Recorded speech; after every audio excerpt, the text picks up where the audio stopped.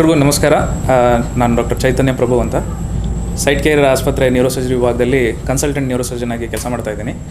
ಇವತ್ತಿನ ದಿನ ವಿಶೇಷ ಏನು ಅಂತಂದರೆ ಸೈಟ್ ಕೇರ್ ಆಸ್ಪತ್ರೆ ಹಾಗೂ ಸೈಟ್ ಕೇರ್ ಆಸ್ಪತ್ರೆಯ ಸಮೂಹ ಇವತ್ತಿನ ದಿವಸ ಒಂದು ಒಳ್ಳೆ ಸುಸಜ್ಜಿತ ಎಮರ್ಜೆನ್ಸಿ ಕೇರ್ ಹಾಗೂ ಟ್ರಾಮಾ ಸೆಂಟರ್ನ ಒಂದು ಅಫಿಷಿಯಲ್ ಆಗಿ ಇನಾಗ್ರೇಷನ್ ಕಾರ್ಯಕ್ರಮ ಇಟ್ಕೊಂಡಿದ್ದಾರೆ ಇವತ್ತು. ಸೊ ಗಣ್ಯ ಅತಿಥಿಗಳೆಲ್ಲ ಬರ್ತಾಯಿದ್ದಾರೆ. ಮಾನ್ಯ ಶಾಸಕರು, ಜನಪ್ರಿಯ ನಾಯಕರು, ವಿಶ್ವನಾಥ್ ಸಾಹೇಬರು, ಆಮೇಲೆ ಹಿರಿಯ ಪೊಲೀಸ್ ಅಧಿಕಾರಿಗಳು ಈ ಕಾರ್ಯಕ್ರಮಕ್ಕೆ ಬರ್ತಾ ಇದ್ದಾರೆ. ಹಾಗೂ ಈ ಕಾರ್ಯಕ್ರಮಕ್ಕೆ ಆಗಮಿಸಿದಂಥ ಎಲ್ಲ ಮಾಧ್ಯಮ ಮಿತ್ರರಿಗೂ ನನ್ನ ಕಡೆಯಿಂದ ಹಾಗೂ ಆಸ್ಪತ್ರೆ ಕಡೆಯಿಂದ ಒಂದು ವಿಶೇಷವಾದ ಧನ್ಯವಾದಗಳು. ಎಮರ್ಜೆನ್ಸಿ ಹಾಗೂ ಟ್ರಾಮಾ ಸೆಂಟರ್ ಅಂತಂತಂದರೆ ಬೇಸಿಕ್ಲಿ ಒಂದು special care only for emergency ಹಾಗೂ ಆಕ್ಸಿಡೆಂಟ್ ಕೇಸಸ್ಗೆ ಮಾಡುವಂಥ ಒಂದು ಸುಸಜ್ಜಿತ ಹಾಗೂ ಪ್ರೊಫೆಷ್ನಲ್ ಏರಿಯಾ ಆಗಿರ್ತದೆ. ಸೊ ನಮ್ಗೆ ಗೊತ್ತಿರೋಂಗೆ ಬೆಂಗಳೂರಲ್ಲಿ, ವಿಶೇಷವಾಗಿ ಬೆಂಗಳೂರಲ್ಲಿ, ಕರ್ನಾಟಕದಲ್ಲಿ ಅದರಲ್ಲಿ ವಿಶೇಷವಾಗಿ ಬೆಂಗಳೂರಲ್ಲಿ ದಿನನಿತ್ಯ ನೋಡ್ತಾ ಇದ್ದೀವಿ. ರೋಡ್ ರೇಜ್ ಪ್ರಕರಣಗಳಿರ್ಬೋದು, ಆಕ್ಸಿಡೆಂಟ್ ಪ್ರಕರಣಗಳು ದಿನ ಇಂಕ್ರೀಸ್ ಆಗ್ತಲೇ ಇದೆ. Head injury is always never for giving.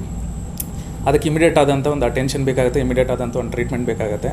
So ಆ ನಿಟ್ಟಿನಲ್ಲಿ ಟ್ರಾಮಾ ಸೆಂಟರ್ಗಳ ಅಗತ್ಯ ಭಾಳ ಮುಖ್ಯ. ಟ್ರಾಮಾ ಸೆಂಟರ್ಗಳ ರೋಲ್ ಕೂಡ ಭಾಳ ಮುಖ್ಯ.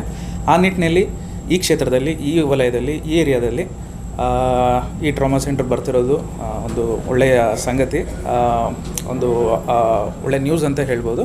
ಸೊ ಗೋಲ್ಡನ್ ಅವರ್ ಪೀರಿಯಡ್ ಅಂತ ಒಂದು ಕಾನ್ಸೆಪ್ಟ್ ಇರುತ್ತೆ ಹೆಡ್ ಇಂಜರಿನಲ್ಲಿ. ಹೆಡ್ ಇಂಜರಿ ಆದ ತಕ್ಷಣ ಇಮಿಡಿಯೇಟಾಗಿ ಪೆಟ್ಟು ಬಿದ್ದಾಗ ಅದರಿಂದ ಆಗುವ ಪರಿಣಾಮಗಳು, ದುಷ್ಪರಿಣಾಮಗಳು ಇದ್ದೇ ಇರುತ್ತೆ. ಅದ್ರ ಜೊತೆಯಾಗಿ ಅದರಿಂದ ಸೆಕೆಂಡರಿ ಇಂಜುರೀಸ್ ಕೂಡ ಬ್ರೈನಿಗೆ ಆಗುತ್ತೆ. ಸೊ ಅದ್ರ ಒಳಗಡೆ ಇರಿವರ್ಸಿಬಲ್ ಡ್ಯಾಮೇಜ್ ಆಗೋದ್ರ ಒಳಗಡೆ ಅವರಿಗೆ ಒಂದು ಟ್ರೀಟ್ಮೆಂಟನ್ನು ಇನಿಷಿಯೇಟ್ ಮಾಡಬೇಕಾಗ್ತದೆ. ಸೊ ಅದಕ್ಕೆ ಹತ್ತಿರದಲ್ಲಿ ಎಲ್ಲ ವ್ಯವಸ್ಥೆ ಲಭ್ಯವಿರುವಂಥ ಟ್ರಾಮಾ ಸೆಂಟರ್ ಇರೋದು ಅಗತ್ಯವಾಗಿರ್ತದೆ. ಸೊ ಆ ಥರ ಇದ್ದಾಗ ಇನಿಷಿಯಲ್ ಟ್ರೀಟ್ಮೆಂಟ್ನ ನಾವು ಸ್ಟಾರ್ಟ್ ಮಾಡಿ ಸೆಕೆಂಡ್ರಿ ಇಂಜುರೀಸ್ನ ಪ್ರಿವೆಂಟ್ ಮಾಡ್ಬೋದು. ಆದಷ್ಟು ಬೇಗ ಟ್ರೀಟ್ಮೆಂಟ್ ಸ್ಟಾರ್ಟ್ ಮಾಡೋದ್ರಿಂದ ಹೆಡ್ ಇಂಜರಿ ಪೇಷಂಟ್ಸ್ಗಳಲ್ಲಿ ಒಂದು ಜೀವ ಉಳಿಸುವಂಥ ಕೆಲಸನ ನಾವು ಬೇಗನೆ ಸ್ಟಾರ್ಟ್ ಮಾಡ್ಬೋದು. ಆ ನಿಟ್ಟಿನಲ್ಲಿ ಇವತ್ತು ಸೈಟ್ ಕೇರ್ ಆಸ್ಪತ್ರೆಯವರು ಒಂದು ಸುಸಜ್ಜಿತ ಎಮರ್ಜೆನ್ಸಿ ಹಾಗೂ trauma care centre with head injury and spine injury care ಸೆಂಟರ್ನ ಇವತ್ತು ಅಫಿಷಿಯಲ್ ಆಗಿ ಲೋಕಾರ್ಪಣೆ ಮಾಡ್ತಿರೋದು ಒಂದು ಖುಷಿ ಸಂಗತಿ. ನಾನು doctor Sanjana Pradeep. I am heading the emergency department here at Sight Care Hospital. So today is our launch of the newly equipped trauma center of our hospital.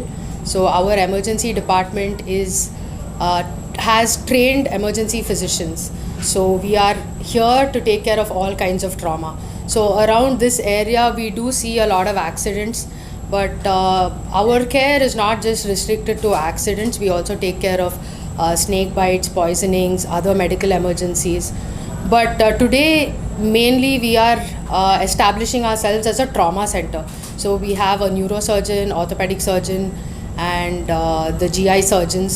We have sophisticated equipment in our OT, 24/7 blood bank, lab services, and then for our backup we have the anesthetists and ICU care. So ನಮ್ಮ emergency department ಅಲ್ಲಿ ಏನು ಅಂದರೆ we have all the equipment that we need to save lives. So the most important thing is come to our emergency as soon as possible. You can contact our direct emergency number. We have a direct line. Ask for our ambulance or any ambulance that comes in. Patients will be taken care of. Don't waste time. The first hour, the first 3 hours, very important. We will resuscitate, stabilize, and you will definitely get the best care in Site Care Hospital. Thank you. Information Officer and Head of Partnership and Strategic Initiatives at Site Care Hospital. Today is an important day in the history of our hospital because we are inaugurating the advanced emergency and trauma center, which will be catering to the emergency and trauma requirement of the nearby communities out there. Site Care has been in operation for more than 7 years, and we have treated more than 35,000 patients.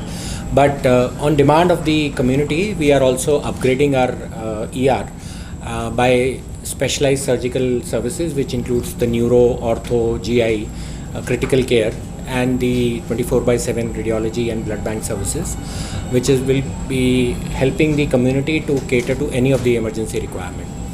Also on the same day, we are very proud to actually launch an initiative called as Raksha Sarthi kind of honoring initiative, where we are recognizing the efforts and contribution of the ambulance driver in saving the life, because for any emergency they are actually the first point of contact who reaches there. So we are taking a special initiative where we will honor some of those today also, and we will be instituting an award where every year through some of the criteria that we will fix, we will honor a few of them as the Raksha Sarathis for the community, and this will be open for all the ambulance drivers within Karnataka. So thank you everyone for making it to the event. Side care ಆಸ್ಪತ್ರೆ ಸಮೂಹದ ಸಿಒರಾದಂಥ ಸುರೇಶ್ ರಾಮ್ ಅವರೇ, ಯಲಹಂಕ ಉಪವಿಭಾಗದ law and order ACP ಅವರು ಸ್ನೇಹಿತರಾದಂಥ ನರಸಿಂಹಮೂರ್ತಿ ಅವರೇ, ಯಲಹಂಕ ಉಪವಿಭಾಗದ traffic ACP ಅವರಾದಂಥ ಶ್ರೀಯುತ ಪ್ರದೀಪ್ ಅವರೇ, ಇಲ್ಲಿರ್ತಕ್ಕಂಥ ಸೈಡ್ ಕೇರ್ ಆಸ್ಪತ್ರೆಯ ಎಲ್ಲ ವೈದ್ಯರು ಮತ್ತು ಸಿಬ್ಬಂದಿಗಳೇ, ಆದಮೇಲೆ ಮಾಧ್ಯಮದ ಸ್ನೇಹಿತರೆ, ನಾನು ಈ ಆಸ್ಪತ್ರೆ ಉದ್ಘಾಟನೆಗೂ ಕೂಡ ನನ್ನನ್ನು ತಾವು ಭಾಳ ವಿಶ್ವಾಸ ಇಟ್ಟು ಕರೆದಿದ್ರಿ. ಇವತ್ತು ಭಾಳ ಅವಶ್ಯಕತೆ ಇರ್ತಕ್ಕಂಥ ಎಮರ್ಜೆನ್ಸಿ ಮತ್ತು ಟ್ರಾಮಾ ಕೇರ್ ಸೆಂಟ್ರನ್ನು ಇವತ್ತು ನಾವೆಲ್ಲ ಸೇರಿ ಉದ್ಘಾಟನೆ ಮಾಡಿದ್ವಿ.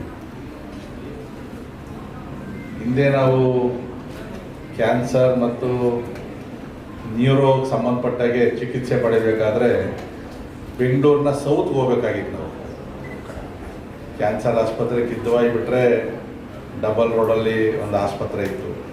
ನ್ಯೂರೋ ಅಂದರೆ ನಿಮಾನ್ಸೆ. ಈಗ ಎಷ್ಟೇ ತಿರ್ಗಾ ಬಂದರೂ ಕೂಡ ಅದು ಉತ್ತರದ ಭಾಗದ ಕಡೆ ಆಸ್ಪತ್ರೆಗಳು ಕಡಿಮೆ ಇತ್ತು. ಬಹುಶಃ ಕೊರತೆಯನ್ನು ಇವತ್ತು ನಮ್ಮ ಸೈಡ್ ಕೇರ್ ಆಸ್ಪತ್ರೆ ನೀಗಿಸ್ತಾ ಇದೆ ಅಂತಕ್ಕಂಥದ್ದು ಭಾಳ ಸಂತೋಷದ ವಿಚಾರ. ಇವತ್ತು ಎಮರ್ಜೆನ್ಸಿ ಮತ್ತು ಟ್ರಾಮಾ ಕೇರ್ ಸೆಂಟರ್ ಅವಶ್ಯಕತೆ ಭಾಳ ಇತ್ತು. ಯಾಕಂದರೆ ಇವತ್ತು ಇದು airport road, almost all express highway, ಭಾಳ ಫಾಸ್ಟಾಗಿ ಏರ್ಪೋರ್ಟು ಮತ್ತು ಹೈದ್ರಾಬಾದ್ ಕಡೆ ಹೋಗ್ತಕ್ಕಂಥ ವೆಹಿಕಲ್ ಒಂದು. ಎರಡನೇದು, ಜನ ಈಗಾಗಲೇ ಹೇಳಿದಾಗೆ ಸುರಕ್ಷತೆಯನ್ನು ನಾವು ಪಾಲಿಸ್ತಾ ಇಲ್ಲ. ಸರ್ಕಾರ ಮತ್ತು ನಮ್ಮ ಪೊಲೀಸ್ ಅಧಿಕಾರಿಗಳು ಸಾಕಷ್ಟು ಅಡ್ವರ್ಟೈಸ್ಮೆಂಟು ಎಲ್ಲವನ್ನೂ ಕೊಟ್ಟರೂ ಕೂಡ ನೋ ಪಾರ್ಕಿಂಗ್ ಕೆಳಗಡೆ ವೆಹಿಕಲ್ ನಿಲ್ಲಿಸ್ತಾರೆ, ಒನ್ ವೇನಲ್ಲೇ ಹೋಗ್ತಾರೆ. ಹೆಲ್ಮೆಟ್ ಹಾಕ್ಬೇಡ ಅಂದರೆ ಹಾಕಲ್ಲ. ಈಗ ಏನು ಮಾಡ್ತೀಯ ನೀನು ಅನ್ನೋ ಪರಿಸ್ಥಿತಿ ಈಗ ಬಂದ್ಬಿಟ್ಟಿದೆ. ಯಾಕಂದರೆ ಕಳೆದ 2 ವರ್ಷಗಳ ಹಿಂದೆ ಪೊಲೀಸ್ ಭಾಳ ಬಿಗಿ ಇತ್ತು, ನಮ್ಮ ಟ್ರಾಫಿಕ್ ಪೊಲೀಸ್. ಅದು ಡ್ರಂಕ್ ಆ್ಯಂಡ್ ಡ್ರೈವ್ ಇರ್ಬೋದು, ಟ್ರಿಪಲ್ ರೈಡ್ ಇರ್ಬೋದು, ಹೆಲ್ಮೆಟ್ ಇಲ್ಲದೆ ಇರ್ಬೋದು, ಒನ್ ವೇನಲ್ಲಿ ಬರ್ತಕ್ಕಂಥದ್ದು ಇರ್ಬೋದು, ಅವರನ್ನು ಹಿಡಿದು ಸ್ಪಾಟ್ ಫೈನ್ಗಳನ್ನು ಆಗ್ತಾಯಿತ್ತು. ಎಲ್ಲೋ 1-2 ಕಡೆ ಎಲ್ಲೋ ಕೆಲವು ಕೆಳಮಟ್ಟದ ಅಧಿಕಾರಿಗಳು ಎಲ್ಲೋ ತಪ್ಪು ಮಾಡಿದ್ರು ಅಂತ ಒಂದು. ಎರಡನೇದು, ಈ ಟೋಯಿಂಗ್ ತೊಗೊಂಡು ಹೋಗ್ಬೇಕಾದಾಗ ಗಾಡಿ ತೊಗೊಂಡು ಹೋಗ್ತಾ ಇರ್ತಾನೆ, ಒಬ್ಬ ಹಿಂದೆ ಓಡ್ತಾ ಇರ್ತಾನೆ, ನಮ್ಮ ಮೀಡಿಯಾದಲ್ಲಿ ಅದನ್ನು ಹಾಕಿ ಅಮಾಯಕನ ಮೇಲೆ ಪೊಲೀಸವರು ಮತ್ತು ಟ್ರಾಮಾ ಕೇರ್ ಅವರೆಲ್ಲ ಕೂಡ ಇದು ಟೋಯಿಂಗ್ ಮಿಷಿನವರೆಲ್ಲ ಕೂಡ ಒಂದು ದಂಧ ಇವ್ರದ್ದು ಅಂತ ಹೇಳಿದ್ಮೇಲೆ ಇವತ್ತು ನಿಲ್ಲಿಸೇ ಬಿಟ್ರು ಟೋಯಿಂಗ್. ಇವತ್ತು ಯಲಹಂಕ, ನಾನು ಅದೇ ನಮ್ಮ ನರಸಿಂಹಮೂರ್ತಿಯವ್ರಿಗೂ ಹೇಳ್ತಾ ಇದ್ದೆ ಪಕ್ಕದಲ್ಲಿ, ಯಲಹಂಕ ಟ್ರಾಫಿಕ್ನ ಹೆಂಗೆ ನಾನು ನಿವಾರಣೆ ಮಾಡೋದು ಸರ್? ಈಗ ಫ್ಲೈಓವರ್ ಇಲ್ಲಿ ಮಾಡಲಿ, ಟನಲ್ ಇಲ್ಲೇ ಟನಲ್ ಮಾಡಬೇಕಾಗ್ತದೆ. ನಿನ್ನೇನೋ ರಾಜ್ಯ ಸರ್ಕಾರ ಕೂಡ ಟನಲ್ ಮಾಡಬೇಕು ಅಂತೇಳಿ, ಬಟ್ ಟೋಲ್ 1,000 ರೂಪಾಯಿ ಇರ್ತದೆ, ಗೊತ್ತಿರಲಿ. ಮಿನಿಮಮ್ ಟೋಲು 1,000 ರೂಪಾಯಿ. ಯಾಕಂದರೆ ಮೊನ್ನೆ ಬೆಂಗಳೂರದು ಒಂದು ಮೀಟಿಂಗ್ ಆದಾಗ ಅವ್ರು ಹೇಳಿದ್ರು ಮಿನಿಮಮ್ ಅದು ಸ್ಟಾರ್ಟಿಂಗು, ಆಮೇಲೆ 1,500-2,000 ರೂಪಾಯಿ ಆಗ್ತದೆ ಟೋಲು. ನಮ್ಮವ್ರಿಗೆ ಟೋಲ್ ಕೊಡಬೇಕು ಅಂದ ತಕ್ಷಣ ಅಡ್ಡದಾರಿ ಎಲ್ಲಿ ಹುಡ್ಕೋದು ಅಂತ ಹೋಗ್ತಾರೆ. ಟೋಲ್ ಇದ್ದರೆ ಹೆಂಗೆ ರಾಂಗ್ ಸೈಡ್ ಹೋಗಿ ಅವಾಯ್ಡ್ ಮಾಡಬೇಕು ಅಂತ ನೋಡ್ತಾರೆ. ಏನು ಬೇಡ ರೀ, 1 ರೂಪಾಯಿ ಕೊಟ್ಟು ಯೂರಿನಲ್ಲಿ ಹೋಗಿದೆ ಅಂದರೆ ಆ ಯೂರಿನಲ್ಲಿ ದುಡ್ಡು ಕೊಡದೆ ಪಕ್ಕದಲ್ಲಿ ಹೋಗ್ತಾರೆ. ಈ ಥರ ಜನಗಳ ಸ್ವಭಾವ ಇತ್ತು ಅಂದರೆ ಸರ್ಕಾರ ಎಷ್ಟೇ ಕಾನೂನು ಮಾಡಿದ್ರು ಪಾಲನೆ ಮಾಡೋದಿಲ್ಲ. ಇವತ್ತು ನಾವು ಹುಡುಗರಿಗೆ ಯಾರಿಗಾದ್ರೂ ಏನಯ್ಯ ಟ್ರಿಪಲ್ ರೈಡಿಂಗ್ ಹೋಗ್ತಾ ಇದೆಯಾ, ಹೆಲ್ಮೆಟ್ ಹಾಕದೆ ಹೋಗ್ತಾ ಇರ್ತಾರೆ, ಏನು ಇವಾಗ ನನ್ನ ಪ್ರಾಣ ನಡೆಯೇ ಆತ ಕಡೆಗೆ ಅಂತಾರೆ. ಪೊಲೀಸವ್ರಿಗೂ ರೋಪ ಹಾಕ್ತಾರೆ, ನಮಗೂ ಕೂಡ ಕೇರ್ ಮಾಡೋದಿಲ್ಲ ಇವಾಗೆಲ್ಲ ಕೂಡ. ಅಂದರೆ ಒಂದು ಇದು ಮನೆಯಿಂದನೇ ಅವ್ರಿಗೆ ಹೇಳ್ಬೇಕು ಮಕ್ಕಳಿಗೆ. ಇವತ್ತೆಲ್ಲ ಬೈಕ್ಗಳು, ಫಾಸ್ಟ್ ಬೈಕ್ಗಳು ಕೊಡಿಸ್ಬಿಡ್ತಾರೆ ಮಕ್ಕಳು ಕೇಳಿದ್ರು ಅಂತೇಳಿ. ಒನ್ ವೇನಲ್ಲಿ ನೀವು ಇಲ್ಲೇ